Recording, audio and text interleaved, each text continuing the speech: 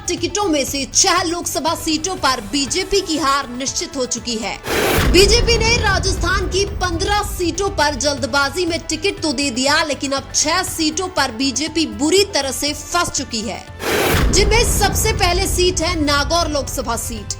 हम आपको बता दें कि नागौर से बीजेपी ने ज्योति मिर्धा को टिकट दिया है, लेकिन अब ऐसा लग रहा है कि ज्योति मिर्धा के लिए इस बार 2024 में नागौर से लोकसभा सीट निकालना बहुत मुश्किल है, क्योंकि इस सीट पर हनुमान बेनीवाल की आरएलपी और कांग्रेस पार्टी गठबंधन करने पर विचार कर रही है। और अगर कांग्रेस और आरएलपी में गठबंधन हुआ तो फिर ज्योति मिर्धा नागौर से सपने में भी चुनाव नहीं जीत सकती है। जाट बाहुल्य वाले नागौर के लोकसभा क्षेत्र में हनुमान बेनीवाल का अच्छा खासा प्रभाव है। पिछले लोकसभा चुनाव 2019 में भी हनुमान बेनीवाल ने ज्योति मिर्धा को ही चुनाव हराया था। हालांकि पिछली बार हनुमान बेनीवाल ने बीजेपी के साथ गठबंधन किया था और ज्योति मिर्धा कांग्रेस की टिकट पर चुनाव लड़ रही थी, लेकिन इस बार बिल्कुल उल्टा है। हनुमान बेनीवाल कांग्रेस के साथ गठबंधन कर सकते हैं और ज्योति मिर्धा बीजेपी के टिकट पर चुनाव लड़ रही है। बहुत पहले से ही ज्योति मिर्धा हनुमान बेनीवाल की सबसे बड़ी विरोधी मानी जाती है। ऐसे में अगर हनुमान बेनीवाल कांग्रेस के साथ गठबंधन नहीं करते हैं तो भी वो ज्योति मिर्धा को हराने का पूरा प्रयास करेंगे। ज्योति मिर्धा 2023 में विधानसभा चुनाव भी हार चुकी है और अब लोकसभा चुनाव में भी हारने का खतरा मंडरा रहा है।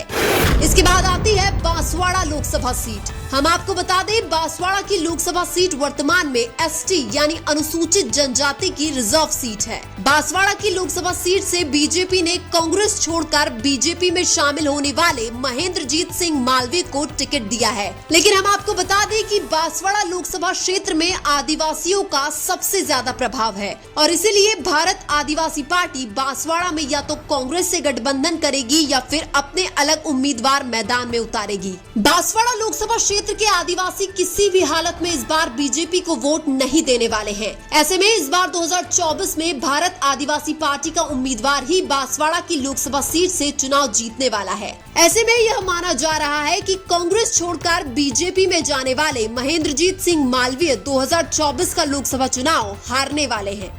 इसके बाद आती है अलवर लोकसभा सीट। हम आपको बता दें कि अलवर लोकसभा क्षेत्र से बीजेपी ने भूपेंद्र यादव को टिकट दिया है और अब यह माना जा रहा है कि कांग्रेस पार्टी भी अलवर से किसी यादव चेहरे को ही टिकट देने वाली है। ऐसे में अगर कांग्रेस किसी यादव चेहरे को टिकट देती है तो फिर भूपेंद्र यादव का अलवर से हारना लगभग तय है, क्योंकि अलवर की लोकसभा सीट यादव बाहुल्य वाली लोकसभा सीट मानी जाती है और वर्तमान में यादव समाज बीजेपी से खासा नाराज चल रहे हैं, क्योंकि 2023 के विधानसभा चुनाव में बीजेपी सरकार बनने के बाद एक भी यादव को मंत्रिमंडल में जगह नहीं मिली थी। इसीलिए राजस्थान में 2024 की लोकसभा चुनाव में यादव समाज के वोट कांग्रेस को मिलने की पूरी संभावना है और अगर अलवर में यादव समाज के वोट कांग्रेस को मिले तो फिर बीजेपी के भूपेंद्र यादव को हारने से कोई भी नहीं बचा सकता है।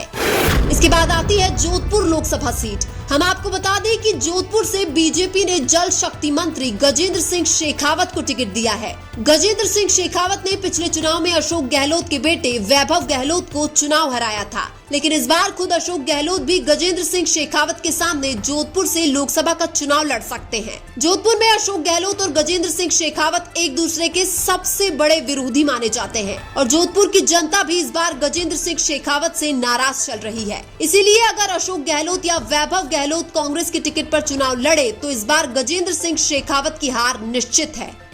इसके बाद आती है कोटा लोकसभा सीट। हम आपको बता दें कि कोटा लोकसभा क्षेत्र से बीजेपी ने लोकसभा के स्पीकर ओम बिरला को टिकट दिया है। हम आपको बता दें कि ओम बिरला भले ही लोकसभा के स्पीकर हो, लेकिन कोटा में उनका इतना ज्यादा प्रभाव देखने को नहीं मिलता है। कोटा की जनता भी इस बार ओम बिरला से खासा नाराज चल रही है। उधर कांग्रेस पार्टी भी इस बार कोटा से किसी युवा चेहरे को लोकसभा चुनाव लड़ाने का प्लान बना रही है। कांग्रेस की तरफ से वर्तमान विधायक चेतन पटेल कोलाना कोटा से लोकसभा का चुनाव लड़ सकते हैं और अगर चेतन पटेल कोलाना कोटा से लोकसभा का चुनाव लड़े तो ओम बिरला को आसानी से चुनाव हरा सकते हैं, क्योंकि चेतन पटेल को युवा चेहरा होने का और ओम बिरला के प्रति जनता की नाराजगी का पूरा फायदा मिल सकता है। ऐसे में यह माना जा रहा है कि लोकसभा के स्पीकर ओम बिरला भी इस बार कोटा से लोकसभा का चुनाव हार सकते हैं।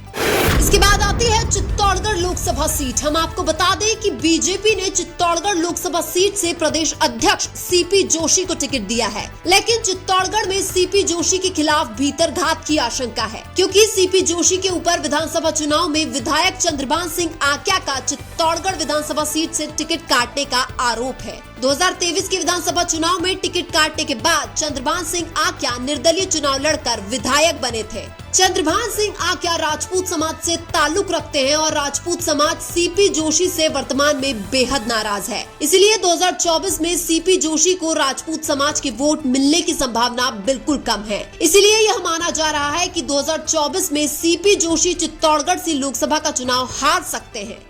इसके अलावा आपके लोकसभा क्षेत्र से 2024 में कौन सी पार्टी जीत रही है, कमेंट करके जरूर बताइए। वीडियो अच्छा लगा तो लाइक कीजिए और हमारे चैनल मीणा की आवाज को सब्सक्राइब कीजिए। धन्यवाद।